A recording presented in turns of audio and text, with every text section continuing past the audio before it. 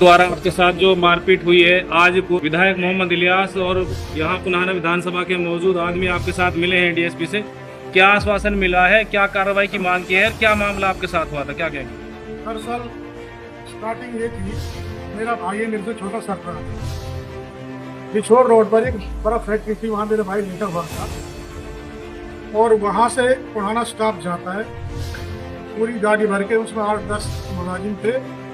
ना ही हमें इंफॉर्मेशन दी, ना ही हमारे थाने को इंफॉर्मेशन दी। मेरे भाई को सीधे से स्टाफ लोग लेकर के आए। मुझे फ़ोन किया कि आज़ाद भाई तेरे भाई को स्टाफ लेकर के गया है पुराना सीआईए। मैं वहाँ से रिटर्न कहीं बाहर था, मैं रिटर्न हुआ और सीआईए ऑफिस में वहाँ पहुँचा।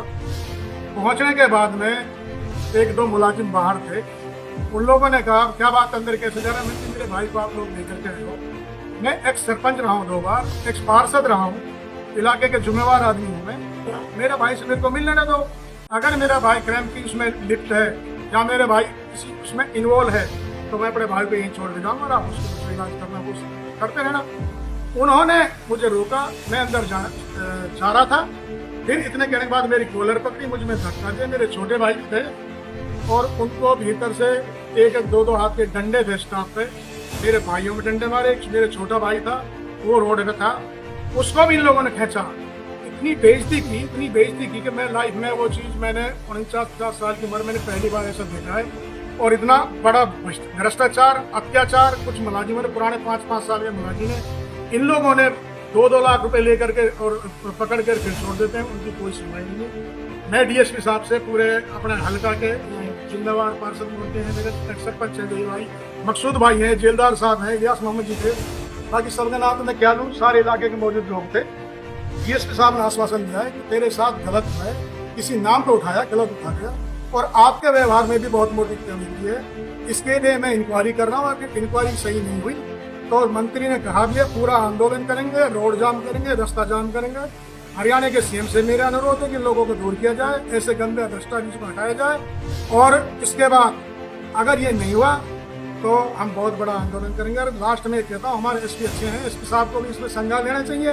इन लोगों को अंडर इंक्वायरी सस्पेंड और इनको यहाँ से भगाया जाए अदर्स जो है डिस्ट्रिक्ट। तो आप लोगों से मेरे यही निवेदन है, हर जिम्मेवार व्यक्ति को, मेरे साथ ये हुआ है तो एक जिम्मेवार साथ में हो रहा है, आम आदमी के साथ क्या हो, बहुत गंदा व्यवहार है, इन लोगों को करना चाहिए।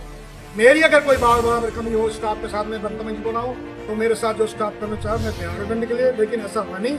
अभी डीएसपी साहब सामने यस कर दिया कि भाई आजाद की कोई गलती नहीं, इसकी भाई की कोई गलती नहीं, ये किसी के नाम पर उठाया। तो मेरा इतना बड़ा धब्बा लगा है मुझे, मेरे आने वाली राजनीतिक कैरियर में मेरा भाई को उठाया गया, मुझे बदतमीजी की गई है, तो मैं वो कहाँ पे धर पाऊंगा चीज़ें।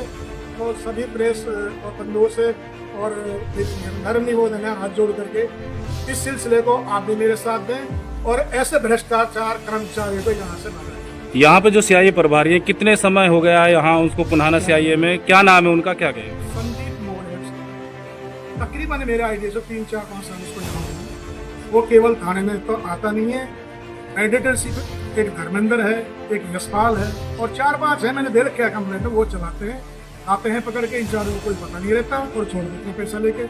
ये आम रुतबा पुराने की सीआईए में हो रहा है। इससे फालतू गुंडागर्दी पुलिस 9 डिस्ट्रिक्ट में कहीं पे नहीं। पुराना उच्च अधिकारियों से आपने क्या मांग की, क्या कार्रवाई की? मेरा अगर मैं स्टाफ से गलत बोला हूँ, मेरे साथ हो, यदि मैं सही हूँ तो इनको यहाँ से लाइन हाजिर करें और लाइन पहले तो इनको सस्पेंड किया जाए और उसके बाद जो भी इंक्वायरी कर रहे हैं अधिकारी, वो अपने अधिकारी का हमें आश्वासन दिया है कि जायज होगा। लेकिन डीएसपी साहब इस चीज़ को मान के मैं आज़ाद भाई को उठा करके और आज़ाद साहब बदतमीजी के, वो डीएसपी साहब ने इस चीज़ को मान लिया, अच्छा आश्वासन दिया है। जिन लोगों ने बदतमीजी करी है उनका क्या क्या नाम है? उनका नाम एक तो है जनाब यशपाल, एक सूरज, एक धर्मेंद्र और एक विनीत है सब इंस्पेक्टर और 3 मुलाजिम और हैं। मैं उनके चेहरे से पहचान लूँगा, मैं उनका नाम जानता नहीं हूँ। इन लोगों ने मेरे साथ बहुत ज्यादा किया और एक इनमें कोई होम गार्ड हो है जनाब जो लाठी लेकर भागा है, उसने मेरे साथ बदतमीजी की। आपका भाई बेहोश हुआ था, आप हॉस्पिटल ले गए? मैं बेहोश हुआ था, मेरे भाई जब मेरे भाइयों के साथ बदतमीजी होनी थी, मैं बेहोश हो गया था। फिर स्टाफ ने मुझे पता नहीं किस तरह से मेरी टेबलेट रखी थी, मेरे भाई ने गाड़ी का शीशा तोड़ दी, मुझे टेबलेट थी। इन लोगों ने तो ये भी नहीं सोचा कहाँ भी मर रहा है यार। मेरे भाई बेहोश को लेकर के मैं फरीदाबाद एडमिट किया QRC में, वहाँ मेरा मेडिसिन चल रहा है और वहाँ मेरे स्टैंड गिरा हुआ है छंदा। तो इन लोगों ने ये नहीं, मैंने बहुत खिलाया था भाई, मेरे स्टैंड गिरा, मुझे माफ करो, मुझे छोड़ो, मैं जान जा रही है, लेकिन इन लोगों ने भैंस की तरह किया, कुछ मतलब डंडे बरसाए मेरे पास।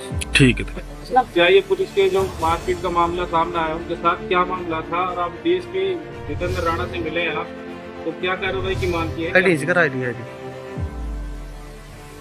भाई आज मोहम्मद की बात ये है, मैं इस नतीजे पर पहुंचा हूँ कि नाम पे नाम उसके भाई को पुलिस ले पाए।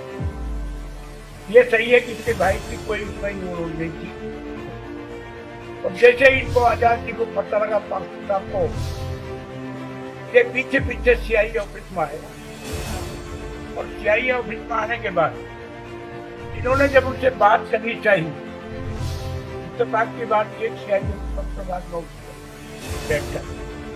इंस्पेक्टर वहां नहीं था, हो सकता वो अंदर हो या कहीं बाहर गया हो। कुछ समय बाद उस CI इंस्पेक्टर वहां आ गया था, इसके साथ जो बदतमीजी हुई है वो क्या है, इसकी जो बेइज्जती जो वहाँ पुलिस वालों ने की, स्टाफ वालों ने, उस बारे में अपनी डिप्टी साहब के सामने बात करती है। अगर आप ये मानते हैं कि वाकई इसके साथ नाइंसाफी हुई है, और अगर आपने इसको इंसाफ नहीं दिया तो इलाके के लोग मायूस हो जाएंगे। सारे इलाके की नजरें इस घटना पर लगी हुई है, और अगर हमारा सही फैसला आपने नहीं किया तो आगे चलकर हमें बड़ा आंदोलन की कोई भूमिका बनाएंगे। लिहाजा विश्वास को हमने